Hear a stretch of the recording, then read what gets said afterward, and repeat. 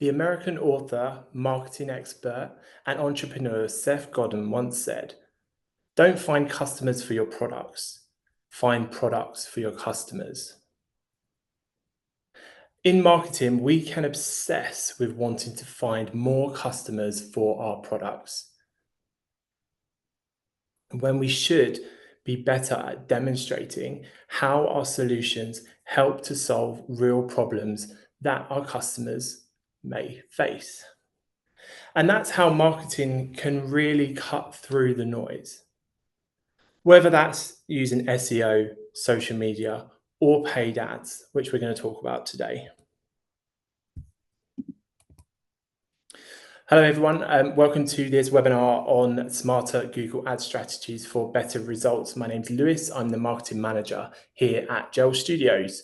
I've worked in marketing for around 8 years. 4 of those have been here in the agency, helping businesses to align their marketing to their organization's objectives, helping them to demonstrate the return on investment that their marketing is bringing. And before that, I worked across the public, private, and charity sectors. So I've had a well-rounded marketing career to date. Just a little bit about Gel Studios. So Gel is a purpose-led creative agency based here in Swindon. And our team really is a collaborative powerhouse of branding, marketing, graphic design, and web experts. And we really combine our skills under one cohesive strategy that helps businesses achieve their goals with confidence. I mentioned about purpose-led, and what does that really mean? Well, for us, it comes down to delivering impact for both our clients and the local community. We deliver great work for our clients, which enables our growth, and then that enables us to contribute further to the community, making positive, lasting change. So if you work with PPC or if you work in marketing, you will have heard phrases like this before. We need results, we need them fast, and we need them for as cheap as possible. And that's fine, but what we don't want to do is compromise the effectiveness of our marketing, because you also want quality inquiries or leads too. It's great to be bringing in lots of leads for as cheap as possible, but if they're really poor value leads, basically you're just wasting your time and your budget. So how do we ensure our PPC ads are making a meaningful impact on our businesses? Over the next 20-25 minutes, we're going to be going through lots of things, starting off with the SMART framework and how it can help you to demonstrate the value your Google Ads and your marketing in general is bringing to your organization. We're going to look at funnels, understanding where your audiences are in their buying process. We're going to look at campaign structure, ways you, as the Google Ads admin, can easily manage and navigate your Google Ads account. We're going to look at how to ensure that you're only paying to bid on the right terms, looking at keywords. We're going to look at ways to get your messaging across, creating effective ad copy. We're going to talk about why adding first-party data and data from other sources into your ads is also really important for their effectiveness. We're going to look at what happens after an ad is clicked and what happens on the landing page. And we're going to look at ways that we can be recording results.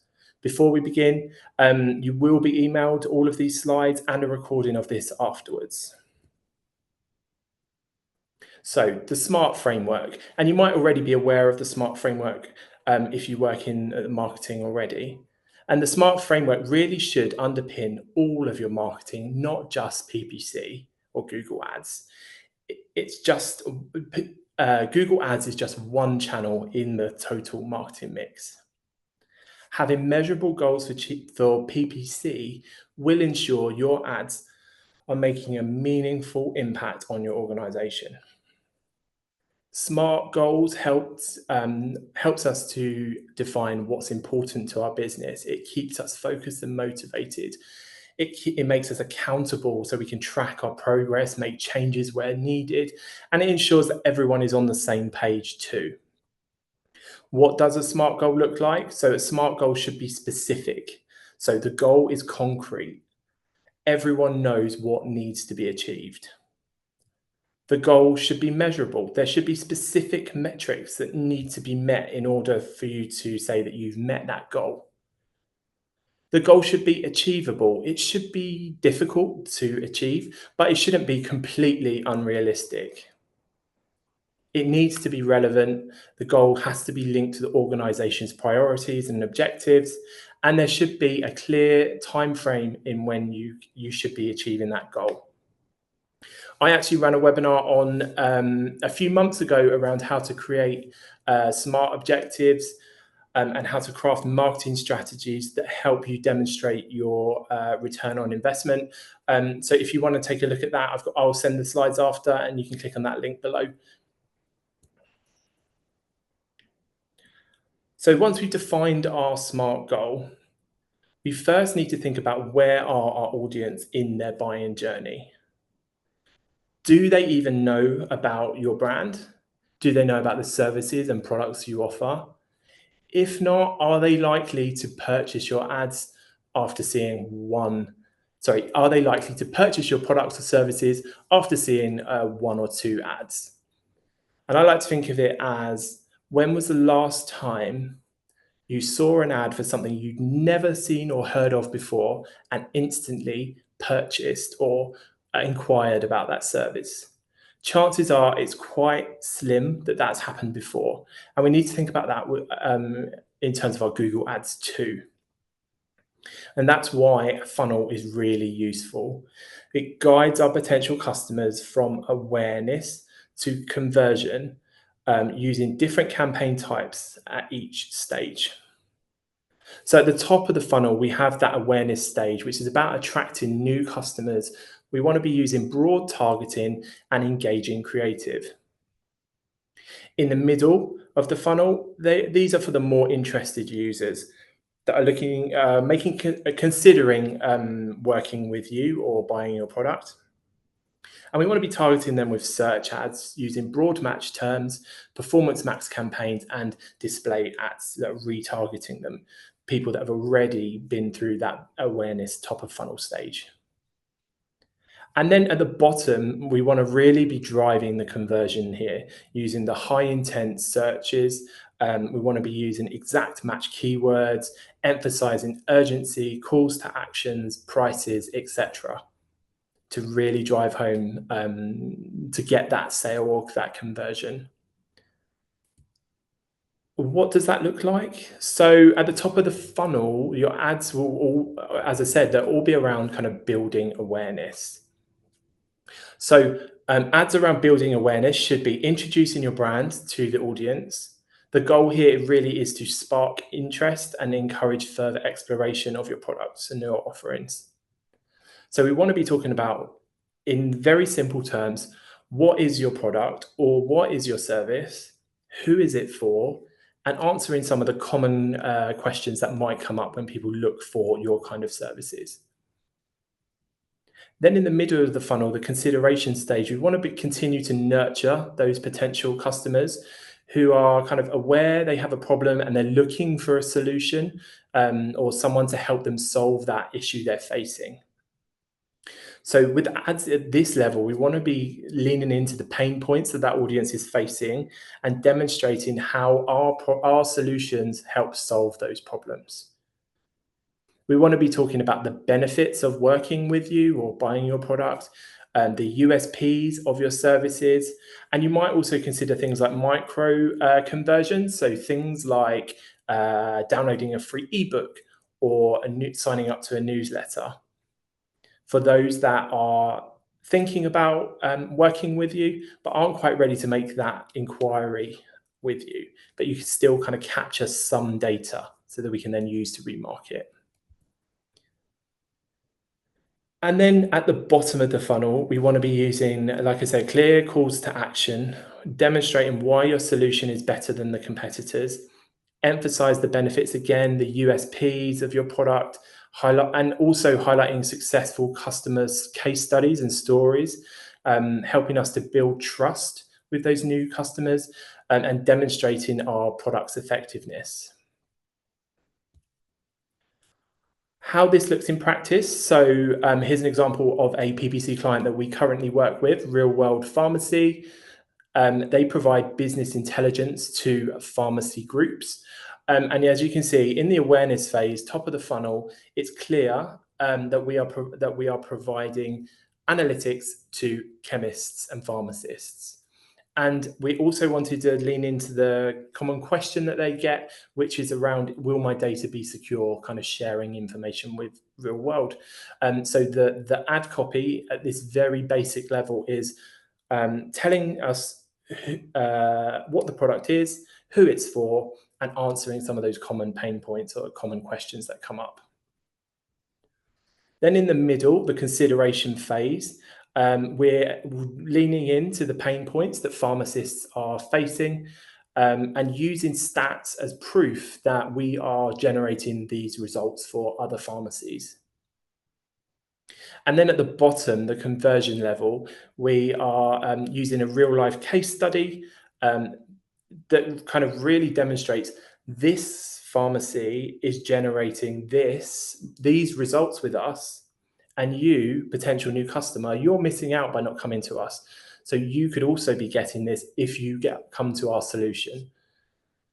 So, and we're really wanting people to learn more. And then just kind of looking at what types of ads you should be using. Generally, search ads will have a higher click-through rate than a display ad, but they will cost more than a display ad, especially in really competitive sectors like legal or finance. Display ads are much cheaper per click. They're ideal for the brand awareness, but conversion is often below 2%. So really you want to be using a combination of display, search, performance max at those different levels to really benefit from Google Ads. Then talking about campaign structures, and when you initially start off, you may have like 2 or 3 different campaigns, and that's fine and it's easy to manage. But as your campaign scales, it can become really tricky with the different number of ads, ad sets, campaigns, etc., to really navigate between them. So the obvious answer to that is just to keep it as simple as possible. Best practice is to organize your campaigns either like logically, so whether that's by product or by service, whether that's by funnel stage, just to keep it really simple for you to navigate. We want to be using consistent descriptive names so we can make it so it's really clear what each ad and ad set is. And that way, we can navigate, report, and analyze on our result on our account better. Keywords. Now, showing up for the right keywords is obviously really important, as you all know, but filtering out the irrelevant ones is just as important. Filtering out those unrelated, undesirable searches from your ads means increases the likelihood that your viewers are going to click on your ads. And it also means you're not paying for clicks that are unlikely to ever become your new customers. And then if we talk about long tail terms, they're also really important. So according to SEMrush, 91% of Google organic searches consist of long tail keywords. And long tail keywords are really other related but more specific searches that your customers might already be searching for. You will have reduced competition on those terms, and chances are the conversion rate will be better than your normal kind of exact keyword. So again, bottom right, I've got another example from one of our clients, Multivac. One of their kind of seed keywords is food packaging. They're in the food packaging industry. But what we were finding is we were getting a lot of people applying for food packaging jobs and using our budget on food packaging jobs and making inquiries about careers. So we excluded lots of terms around jobs, employment, etc. And that has kind of dwindled all of those kind of people looking for jobs in the food packaging industry. And then looking at long tail keywords, so they work with food manufacturers. So we added in the terms packaging machinery for food manufacturers. So it's still related. It is more specific. So yeah, chances are, yeah, you're going to have less people searching for those terms, but those people that are searching for them are more likely to be their customers. And just one tip around some of the common examples of negative keywords you really should exclude: jobs, free, training, demo, unless obviously those are relevant for you.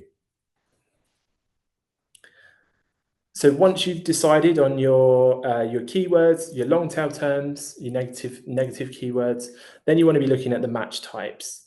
And smart accounts use all three at different times and different stages in the funnel. You've got three types: broad match, which will give you your widest reach. But you do have less control over that. It's great to gather data with using broad match keywords, and it's great for top of funnel. Your phrase match keywords are a little bit more targeted, but there's still some flexibility in there. It means your ads will show for the exact match as well as close variations of that match. And then an exact match. So they're best for the bottom of the funnel. The volume will be limited.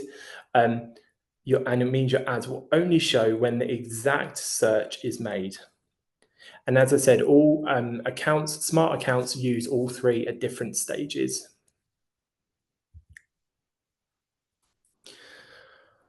Bidding on your brand name. Now, while we're on the subject of keywords, should you be including your brand name as a keyword? And this is a question I get a lot from brands that say, yeah, we want to run PPC, but why are we paying for our own brand name? And the simplest way to answer that would be to search for your brand name and see what comes up. If a competitor shows up before your organic result as a paid result, then yes, you should be putting your uh, brand name as part of the Google Ads. When you Google, yeah.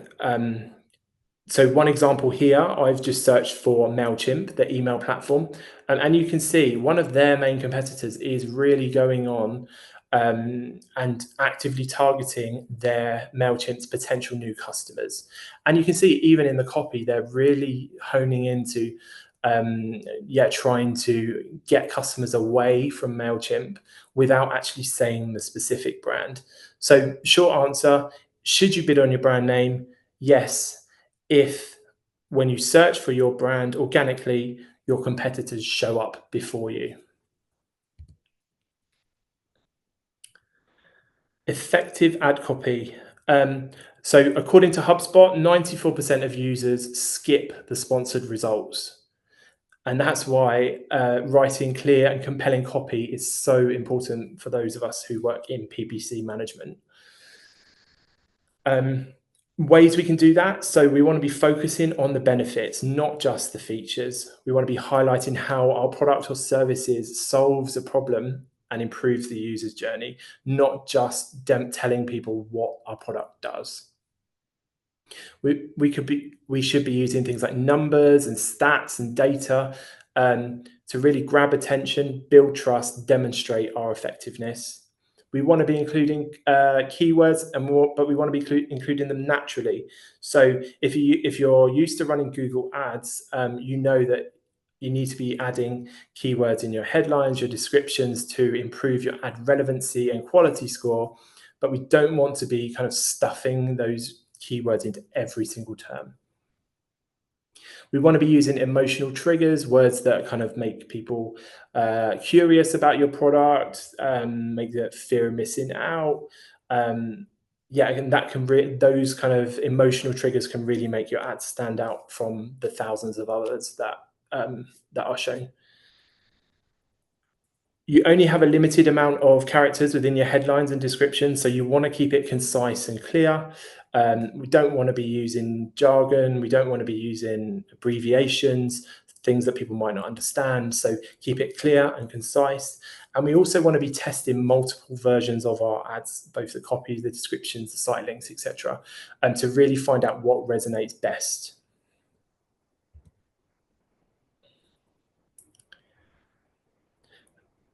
Tracking what matters. Now, not all conversions are equal. And what we really need to do is define what we as a business care about, not what Google thinks we should care about.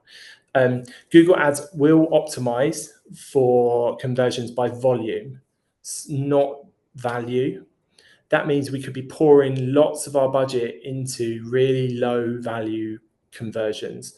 So, for one example, a low value conversion, according to Google, is a page view, having clicked on an ad. That's fine. People have clicked on our ad, gone to the next page. But surely we would want to be spending our budget on people that, yeah, they click on our ad, go to our landing page, but also then fill out a form on our page. That is more valuable to us than someone just visiting our page. So make sure, yeah, you are optimizing for value, not volume. Once you've got your Google Ads and tracking all set up, you'll be able to make more informed decisions about how to allocate future budgets, show which ads and strategies are getting the best value for you. And kind of without accurate measurement, you're kind of risking wasting time, budgets, etc., on ineffective ads and miss opportunities where you can maximize your return. Data, feeding the machine with data. A lot of advertisers think that targeting is kind of a one-time setup. You choose your audience, you set your budget, and just kind of let the ads run. And that's really not the case. With first-party data, GA4, cookie restrictions, we really want to be leaning into as much data as we can. You also could be using things like your CRM. Yeah, bring in, if you have a CRM that's compatible with Google Ads, it can kind of pull in data from your prospects list. Equally, you can upload manual sheets of people's contacts if you don't have a CRM. And every time you add more data into Google Ads, it helps Google to learn better the type of people you want to be targeting. So if you're only kind of relying on basic targeting, you're really kind of scratching the surface. So there's, like I said, there's lots of different ways of collecting data, whether that is through a CRM, whether that's through GA4, your consent, etc. You've got your audience to your website. Google, you've shown your ad, your audience have clicked your ad, and they've got to your website. Great, job done. Not quite. The landing page is just as important as your Google ad themselves. And what we want to be doing is mirroring the wording on our Google ads on the landing page, just to avoid any confusion. Ways we can optimize our landing pages, having clear, prominent calls to action, buttons that stand out, using kind of action-driven language like book a demo, contact an expert, sharing trust and credibility, so things like Google reviews or Trustpilot, etc. And one thing that's really important to highlight is over 60% of ad traffic comes from mobile. Yet many companies fail to make sure that their landing pages are optimized for mobile. So we really need to be thinking mobile first. All these things kind of are really important and to consider and help you further demonstrate your return on investment. Scaling campaigns, great. So your ads are working, you're getting kind of consistent results from them. We want to make sure that before we start scaling, we want to make sure that our conversion tracking is rock solid. There's no anomalies. Data is consistent.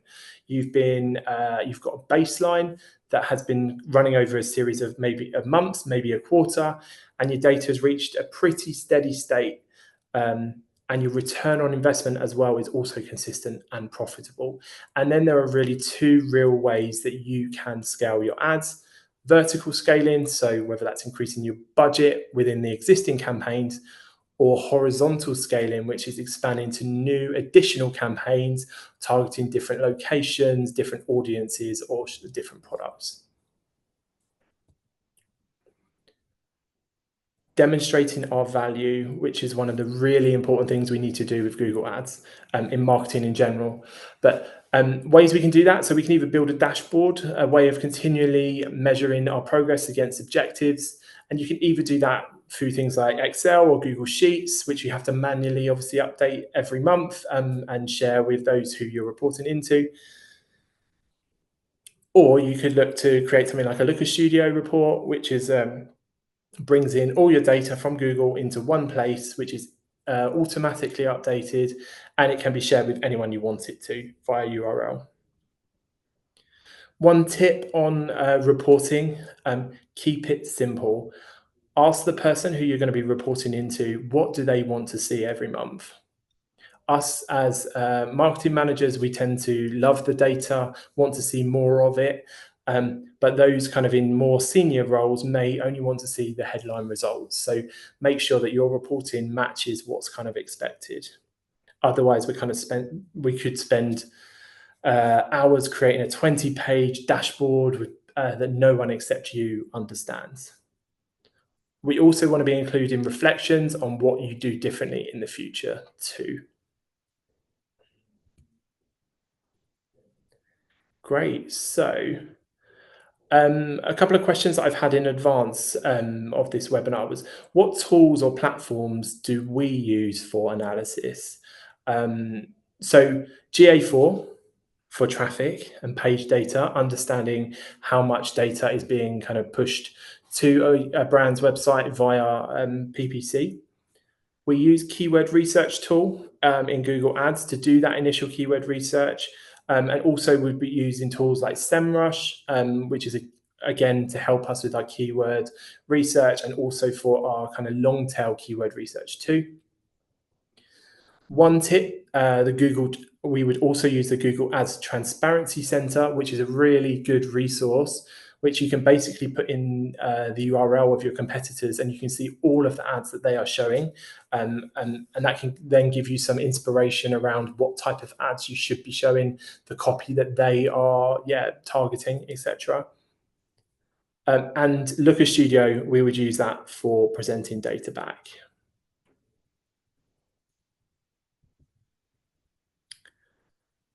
I speak to marketing teams most days, and they say the same. I hear the same thing.